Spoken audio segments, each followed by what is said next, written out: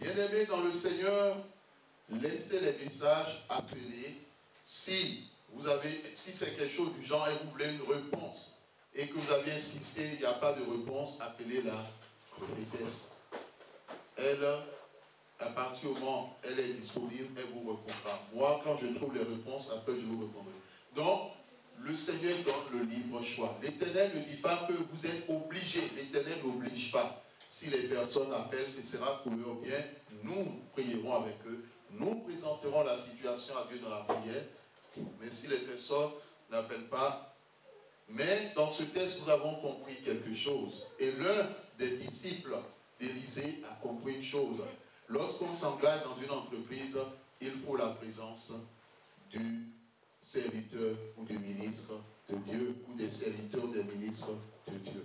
Cela est important pour que lorsqu'il y a un souci, il puisse invoquer le nom de l'Éternel. Et c'est ce qui s'est passé dans ce texte, parce qu'une personne a fait un prêt. Qu'est-ce que cette personne a prêté? A emprunté plutôt. Une paire de haches. Et qu'est-ce qui s'est passé avec la paire de haches? Elle est tombée à l'eau. Et quand elle est tombée à l'eau, il s'est écrié. Qu'est-ce qu'il a dit? Ah, mon Seigneur, il était emprunté. Nous avons dit, méfions-nous des prêts. N'entre pas ou ne commence pas cette nouvelle année avec des prêts. Tout prêt est dangereux et est source de problèmes et de situations imprévues. Beaucoup ont prêté et ils n'ont pas rendu les objets des prêts. Il y a certaines personnes, depuis qu'ils étaient encore jeunes, ils prêtaient des vêtements, ils prêtaient des soutiens-gorge, ils prêtaient des chaussures, d'autres même empruntaient ces objets, ils prêtaient de l'argent, des objets, des colliers, des bagues, mais certains n'ont jamais été remboursés dans leurs prêts et vice-versa. Lorsqu'on parle de prêt, on parle de dette. Quand tu fais un prêt, tu deviens un débiteur vis-à-vis de celui qui t'a fait le prêt. Et quand tu deviens un débiteur, sache alors une chose. L'emprunteur, s'il ne connaît pas Dieu, tu rencontreras des difficultés. Mais souvent nous disons qu'il n'est pas conseillé qu'un enfant de Dieu fasse un prêt à son frère et à sa sœur. Vaut mieux qu'il ou qu'elle lui donne en fonction de ses capacités que de faire nécessairement un prêt. Parce que les prêts entraînent nécessairement des situations compliquées et complexes par la suite. Pour d'autres personnes, ce sont les parents qui se sont endettés. Et les enfants, aujourd'hui, paient leurs dettes. D'autres ont été obligés, à cause des dettes, de vendre leurs biens, d'autres de déménager, d'autres de donner de fausses informations, à savoir qu'ils sont morts, quoique vivants, d'autres encore de changer d'identité. Il est très important qu'à un moment donné de ta vie, tu règles tes dettes. Il est arrivé des fois où dans la même église, des frères ou des sœurs ont emprunté ou ont fait un prêt à leur prochain. Et leur frère leur a dit, ou leur sœur a dit, bon, tel jour je vais te le rendre. Mais jusqu'à ce jour, ils n'ont pas rendu. Et dans le cœur de celui qui a fait le prêt, est-ce que cette personne est dans la joie? Mais non. Il va dire, mais cette personne se moque de moi. Je lui ai fait le prêt, je m'attendais. Et il a promis de me le rendre à telle date. Aujourd'hui, ça fait plus d'1 mois, ça fait plus de 2 mois, mais je n'ai encore rien reçu en retour. Bien aimés, nous devons éviter cela. Parce que lorsque nous faisons un prêt et nous n'arrivons pas à assumer notre responsabilité, nous perdons de notre crédibilité et de notre témoignage auprès des personnes chez qui nous avons fait le prêt. Là, il n'y a plus une affaire de confiance.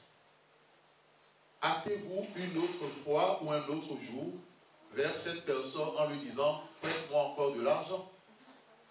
D'abord, est-ce que vous aurez le courage Vous n'aviez pas payé le précédent et vous venez demander quels sont ceux qui sont prêts à donner. Le premier prêt n'a pas été remboursé. La personne n'a pas respecté. Vous l'appelez, elle ne décroche pas le téléphone. Vous l'appelez, je suis dans le tram, il n'y a pas de réseau. Quels que soient les artifices utilisés. Et après, elle vient, ah vraiment, tu m'excuses pour l'autre fois, bon, c'est parce que je passe par des moments difficiles. Mais sois sûr, je vais te régler d'ici la fin de mois. Mais actuellement, j'ai encore un autre problème. Lorsqu'une personne agit de la sorte, il vient vous demander, il n'a pas réglé le premier, il vient demander un second prêt. Qu'est-ce que vous faites? Non? Quelqu'un d'autre? Envoyer balader. Quelqu'un d'autre? Je n'ai pas entendu. On ne donne pas, c'est une maxime, c'est un proverbe. Ça veut dire quoi? Il faut d'abord rembourser la première avant que la personne ne reçoive la seconde. Bien aimé, il faut régler tes dettes. Et il y a certaines personnes, ce sont leurs parents qui leur ont laissé des dettes. Pas nécessairement des dettes sur le plan matériel, mais sur le plan spirituel. Je vous ai déjà raconté cette histoire qui s'est passée dans un pays qu'on appelle le Cameroun, où le père s'est entêté auprès d'un serpent. Amen. Non, le père s'est endetté auprès d'un serpent. Le père voulait la richesse. Et dans ce pays, il existe une plante. Vous pouvez la mettre dans votre concession.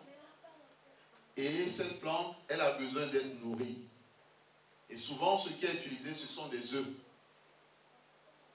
Est-ce qu'une plante se nourrit d'œufs? Qu'est-ce qu'on utilise pour une plante normalement? On arrose. Mais cette plante, elle, vous mettez les œufs là, ou bien vous cassez les œufs, après quelques instants, tout est bon, hein, il n'y a plus rien. Mais au fond, physiquement, c'est une plante, mais spirituellement, c'est un serpent. Et donc, c'est de cette façon que ce serpent enrichissait cet homme. Cet homme a eu beaucoup d'enfants. Les enfants allaient à l'école avec l'argent, le père. Du jour au lendemain, le père est décédé. Le père n'a jamais dit à ses enfants d'où provenait ou quelle était l'origine de sa richesse. Alors le serpent a faim. La plante a faim. Parce qu'il n'y avait plus personne pour donner des œufs. Il faut quand même que ce serpent se nourrisse. Il a commencé à prendre chaque enfant. Tous les enfants de cet homme ont perdu la vie. Ils n'étaient pas des enfants, ils n'étaient pas des chrétiens. Ils ne savaient rien du combat spirituel. L'un après l'autre, chaque enfant. Le serpent a pris chaque enfant. Mais il faut rembourser, il s'est enrichi, il faut une contrepartie. Donc l'un après l'autre, le serpent a récupéré chaque enfant. Et finalement, c'est ainsi que la postérité de cette personne a disparu de la terre. Il y a eu certaines personnes, on leur a enseigné, et il y a 2 personnes qui sont là cet après-midi. Le Seigneur veut leur parler. Dans le cas de leur père, ils ont entendu trop de choses sur leur père, mais pas des choses de gaieté. Et leur père a été présenté comme quelqu'un de méchant. C'est ce que c'est qu'un méchant, hein? La personne n'est pas tendre. Hein? Il aime dans l'injustice, il aime en tout ce qui est opprimé, écraser les autres, soit en fonction de sa richesse, de son statut social, et vice-versa. Or, le principe, comprenez une chose, quand vous avez un père qui est connu comme étant méchant, pas nécessairement qu'il est sorcier, ou bien qu'il est sorcier, ou bien qu'il est enfoncé dans la sorcellerie, non, mais simplement de caractère, de nature. C'est des personnes qui briment sur leur chemin, qui font du mal, qui écrasent les autres sans même, quelquefois, s'en rendre compte des dégâts qu'ils causent. Mais ces personnes qui ont été opprimées injustement, qu'est-ce qu'ils font, selon vous? Qui peut imaginer ce qu'ils font? Oui? Les personnes qui ont été opprimées, ça c'est au niveau de la psychologie, les personnes reproduisent, ceux qui ont été opprimés deviennent des victimes pour reproduire la même chose et pour faire d'autres victimes. Autre chose? Dans la plupart des cas, c'est la malédiction. Hein. C'est la malédiction. Les personnes parlent et prononcent des paroles contre l'intéressé. Or, vous savez, dans le cas de l'autorité spirituelle, il y a le père, il y a la mère et il y a les enfants. Si le père qui est le parapluie est touché, la mère sera touchée. Et les enfants qui suivront aussi seront touchés. La malédiction se tend sur la génération pendant 4 générations. Il est très important, si tu es issu d'une famille où on t'a raconté des choses sur ton père qui n'étaient pas agréables, où on l'a présenté comme quelqu'un de sévère. C'est le terme qu'on aime utiliser pour un peu camoufler l'histoire, pour ne pas dire méchant. Parce que les gens disent les méchants sont les chiens. Les hommes ne sont pas des méchants. Mais quand vous prenez la Bible, il n'est nulle part marqué qu'un méchant c'est un chien. Hein? Un méchant c'est un être humain, mais qui est avide de méchanceté. Quel que soit l'élément, il faut que tu ailles devant la face de Dieu pour lui demander de briser le pouvoir de la malédiction. Les dettes de tes pères, il faut que tu les règles. Est-ce que tu as des dettes vis-à-vis du diable? Par rapport à ce témoignage, voici la dette de ce père vis-à-vis du diable. Dans certaines familles, ce sont les parents qui ont fait une alliance avec les forces du mal, qui ont fait une alliance avec la sirène des eaux. Ces choses doivent être réglées. Ce sont des dettes. Il faut que tu ailles devant le Seigneur. Il y a aussi d'autres dettes. Est-ce que tu as des dettes vis-à-vis de Dieu? Il y a des personnes qui se sont endettées. Nous l'avons dit le 31 à Strasbourg. Il y a des personnes qui ont des dettes vis-à-vis de Dieu. Et nous l'avons déjà dit. Et Dieu lui-même l'a déjà dit. C'est par rapport à tout ce qui concerne la dîme et les offrandes. En dehors de cela, c'est aussi par rapport à ton ministère ou à ton don. Bien-aimé dans le Seigneur, est-ce que tu as des dettes envers tes parents? As-tu déjà pardonné à tes parents lorsque tu as su qu'ils étaient à l'origine d'une souffrance X ou Y dans ta vie? Bien-aimé dans le Seigneur, as-tu déjà pardonné à ton frère en Christ ou à ta sœur en Christ? Nous le disons et nous le répétons. Tant que tu as l'amour de Dieu dans ton cœur, quel que soit tout ce que le sorcier tentera, y compris la malédiction, il ne pourra pas empêcher Dieu de te bénir. C'est ce pourquoi la majorité de ceux qui sont dans les ténèbres, ils créent toujours des situations de conflit, afin que l'autre ait de la rancune dans son cœur, ait de l'amertume, ait de la colère. Or, si l'autre est dans un état pareil, c'est suffisant pour que ces bénédictions soient bloquées.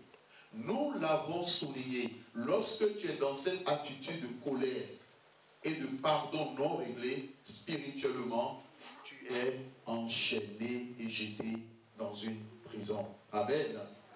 Est-ce que tu sais que tu es enchaîné et jeté dans une prison lorsque tu t'es endetté vis-à-vis de ton frère, vis-à-vis de ta sœur? L'apôtre Paul dira,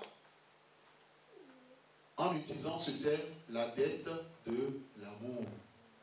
Si tu n'aimes pas ton frère ou ta sœur, que ce soit de la même famille, si c'est un sorcier, même si c'est un sorcier dans ton cœur, il faut que tu aies de l'amour. Je ne te demande pas de reprendre avec la personne. Parce que si vous mettez ensemble avec un serpent venimeux, il va vous piquer, il va vous mordre. Le serpent venimeux ne se connaît ni frère, ni soeur, ni tante, ni oncle, ni cousin, ni cousine. C'est pas ce que nous disons. Mais dans ton cœur, il ne faudrait pas que tu aies de la haine vis-à-vis de ceux qui sont à l'origine de ta souffrance ou de tes difficultés. Il faut que tu pardonnes à ces personnes. Ça, c'est la force d'un enfant de Dieu. Ne sois pas de ceux-là qui disent, pour moi c'est très difficile, ou j'ai du mal. Bien-aimé, Jésus dit, lorsque tu ne pardonnes pas, lorsque tu n'as pas pitié de ton frère, comme Dieu a pitié de toi au quotidien, Dieu te livrera au bourreau jusqu'à ce que tu payes tout ce que tu dois à Dieu. Et Dieu, les bourreaux, eux, te jetteront dans la prison.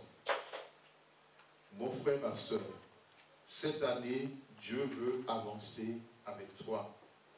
Dieu veut glorifier son nom dans ta vie. Il te parlera. Écoute sa voix. Que le Seigneur bénisse sa parole dans nos cœurs. Amen. Amen.